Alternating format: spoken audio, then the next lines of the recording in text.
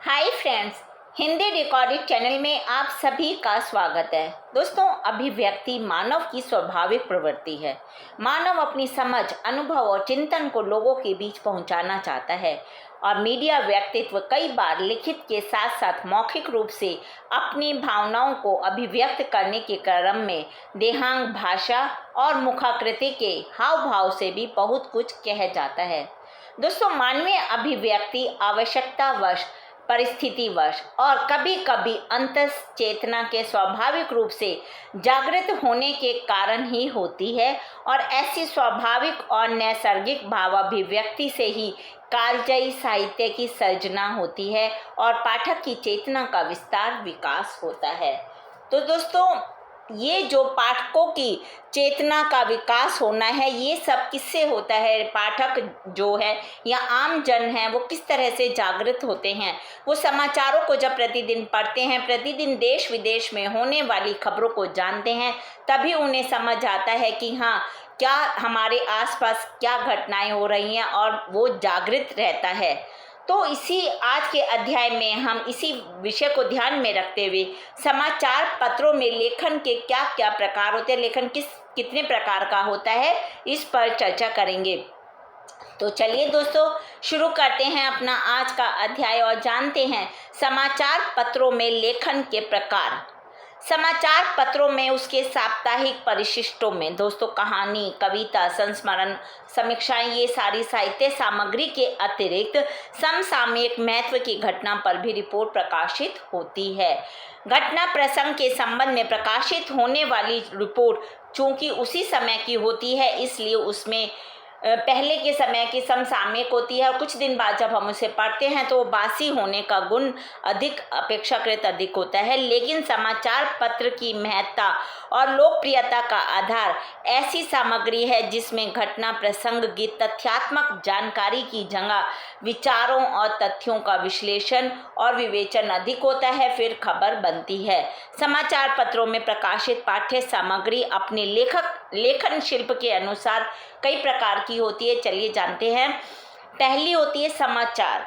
दोस्तों, घटना प्रसंग का तथ्यात्मक विवरण, किसी भी घटना का, जो भी घटना हुई है उसके प्रसंग का तथ्यात्मक विवरण ही समाचार कहलाता है और इसका उसी समय महत्व होता है। इसलिए दिन बीतते ही कोई भी समाचार, कोई भी खबर बासी हो जाती है। नवीनता, सामयिकता, परिवर्तन की सूचना और असाधारणता की प्रकृति और प्रवृत्ति ही समाचार की कसौटी बन जाते हैं और साथ ही साथ तथ्यपरक, नवीन और असाधारण सूचनाएं समाचार तो बनती हैं, लेकिन उसके लिए एक शर्त है कि उसमें अधिकतर लोगों की अधिकतम रुचि हो, मतलब उसको पढ़ने वाले अधिक लोग हों। सभी सूचनाएं और जानकारी समाचार नहीं हो सकती। उसके लिए संवाददाता को विशेष तौर पर ध्यान देना होता है कि कौन सी घटना समाचार बनने के योग्य है। सूचनाओं को समाचार बनने के लिए उसमें सामाजिक सरोकार का होना जरूरी है। लोकहित और लोक रुचि से संबंध जानकारी समाचार में प्राण प्रतिष्ठा का कार्य करती है, इसलिए समाज में समाचार का आकर्षण हमेशा बना रहता है। दूसरा है फीचर। दोस्तों, ये एक रपट लेखन की एक ऐसी शैली है जिसमें विचार उनकी जगह तथ्यों को लालित्यपूर्ण शैली में अभिव्यंजित किया जाता है। ऐसी सामग्री का साहित्यगत मूल्य भी होता है। फीचर से दोस्तों जानकारी तो बढ़ती है, साथ ही साथ पाठकों का स्वस्थ मनोरंजन भी होता है और वैचारिक प्रतिबद्धता से अलिप्त होने के कारण इससे मस्तिष्क पर कोई तनाव उत्पन्न नहीं होता, क्योंकि फीचर में तथ्यों और भावनाओं की रोचक अभिव्यक्ति की जाती है। इसके लिए लेखक के पास पर्याप्त शब्द संपदा होनी चाहिए, तभी वो अपनी अभिव्यक्ति, भावों की अभिव्यक्ति कुशलता पूर्वक कर सकता है।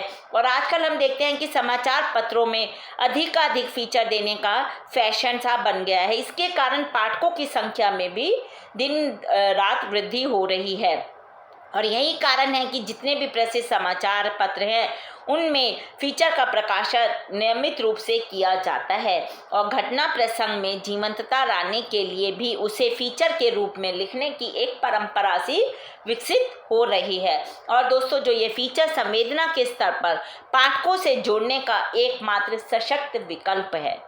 तीसरा है दोस्तों लेख। यह विचार प्रधान बौद्धिक सामग्री है जिसमें लेखक अपने दृष्टिकोण की संपूर्ति के लिए तर्कों का सहारा लेता है। विभिन्न तर्कों के आधार पर वो फिर अपना लेख लिखता है और इससे पाठक में वैचारिक द्वंद्व पैदा हो सकता है और एक ही विषय पर पक्ष और विपक्ष दोनों धरातलों पर ही लेख लिखे जा सकते हैं। उदाहरण के लिए जैसे ये अयोध्या मुद्दा है या नौकरियों में आरक्षण के मुद्दे पर पक्ष और विपक्ष दोनों पर लेख आप लिख सकते हैं और संपादकीय पृष्ठों पर छपने वाली अधिकतर सामग्री इसी श्रेणी की होती है और इसलिए ऐसे लेखों में निष्कर्ष देना आवश्यक होता है। और कई बार क्या होता है कि वैचारिक मत भिन्नता के कारण और समानता से पाठक या तो काफी प्रसन्न हो जाता है या कई बार वो नाराज हो जाता है। इसलिए लेखक के पांडित्य का बोझ और तथ्यात्मक विश्लेषण की जटिलता भी कई बार लेखक की पठनीयता को प्रभावित करती है। चौथा है लेखन के प्रकार में साक्षात्कार। साक्षात्कार क्या होता है? किसी घटना, प्रसंग, सार्वजनिक मुद्दों अथवा राष्ट्र हित के लिए किसी विषय पर किसी विशेषज्ञ, अधिकारी अथवा चिंतक, विचारकों से सार्थक बातचीत और फिर जो उससे हमें तथ्य मिलते हैं उनको रेखांकित करने की कला ही साक्षात्कार है। दोस्तों इस शब्द का अर्थ है आंखों के सामने, प्रत्यक्ष, स्पष्टता या वस्तुता इत्यादि।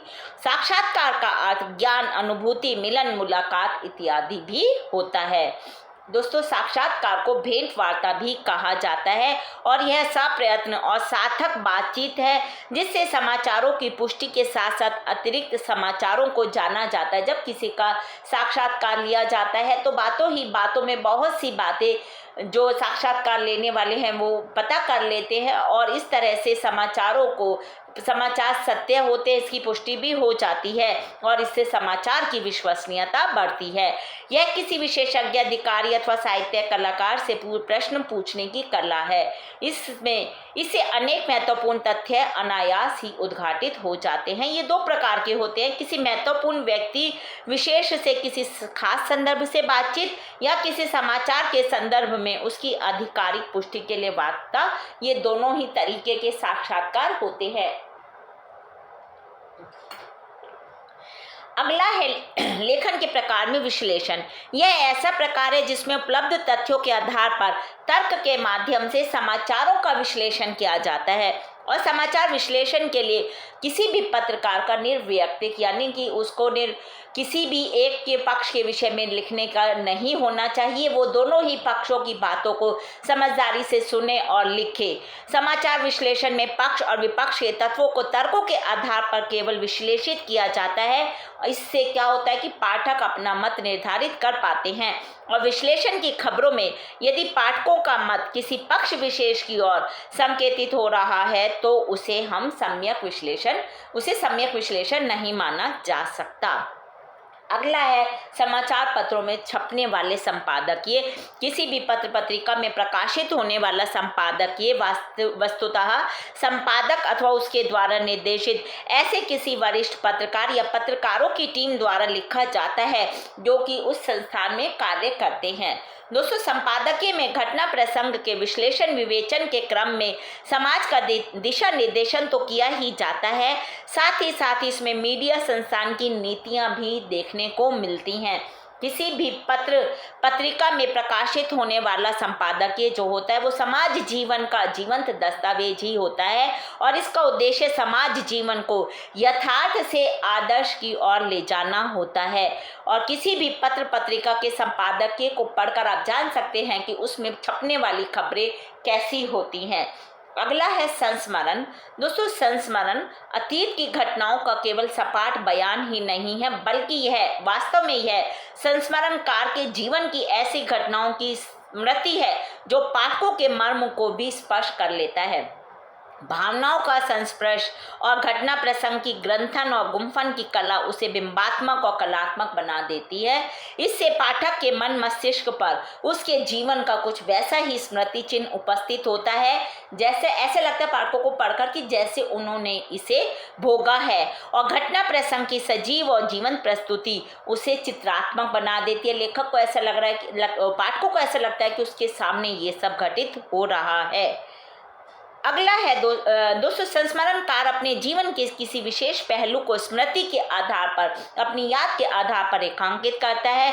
उसके जीवन के ऐसे क्षण जिसे वो कभी नहीं भुला पाता, उसे जब संवेदना के धरातल पर लिखता है तभी वह सही मायने में चिरस्मरणीय और कालजयी बन जाता है। अगला है रिपोर्टाज। दोस्तों, यह हिंदी गद्य की एक नई विधा है जिसका विकास द्वितीय विश्व युद्ध के समय हुआ। रिपोर्टाज वस्तुतः फ्रांसीसी भाषा का शब्द है जो कि अंग्रेजी में जो रिपोर्ट शब्द है इसके काफी निकट है। किसी घटना के तथ्यात्मक विवेचन और विवरण को रिपोर्ट कहते हैं, लेकिन जो रिपोर्टाज होता है वो महज घटना प्रसंग का विवरण मात्र नहीं है। यह घटना प्रसंग का बल्कि एक ऐसा कलात्मक विवरण है जिसे पढ़ने पर ऐसा आभास होता है मानो घटना पाठक की आंखों के सामने ही घटित हो रही हो। रिपोर्टाज लेखक घटना की भयावहता को स्वयं भोगता है, स्वयं देखता है और फिर कलात्मक और संवेदनात्मकता के साथ इसे इस प्रकार चित्रित करता है मानो घटना उनकी आंखों के सामने घटित हो रही हो। पाठक पढ़ते वक्त ऐसे महसूस करते हैं जैसे वो स्वयं अपनी आंखों से उस घटना को होते हुए देख रहे हैं। यथा तथ्य प्रस्तुति से रिपोर्ट लिखी जा सकती है, लेकिन रिपोर्टाज में रमणीयता और रोचकता पैदा करने के लिए घटना प्रसंग की चित्रात्मक प्रस्तुति आवश्यक है। दोस्तों, रिपोर्टाज पाठकों के मन प्राणों को स्पर्श करने वाला लेखन होता है। तो दोस्तों, ये हमने आज के अध्याय में समाचार पत्रों में लेखन के प्रकार क्या होते हैं इसके विषय में जाना। हिंदी भाषा के और भी प्रमुख विषयों पर हम आगे के अध्याय में समय समय पर इसी प्रकार चर्चा करते रहेंगे। पर दोस्तों, उसको सुनने के लिए आपको मेरे इस चैनल को लाइक और सब्सक्राइब करना होगा। साथ ही दोस्तों, हिंदी भाषा से संबंधित कोई भी प्रश्न आप कमेंट बॉक्स में मुझसे पूछ सकते हैं, मैं शीघ्र ही उसका उत्तर देने की कोशिश करूंगी। धन्यवाद दोस्तों, आपका दिन शुभ हो।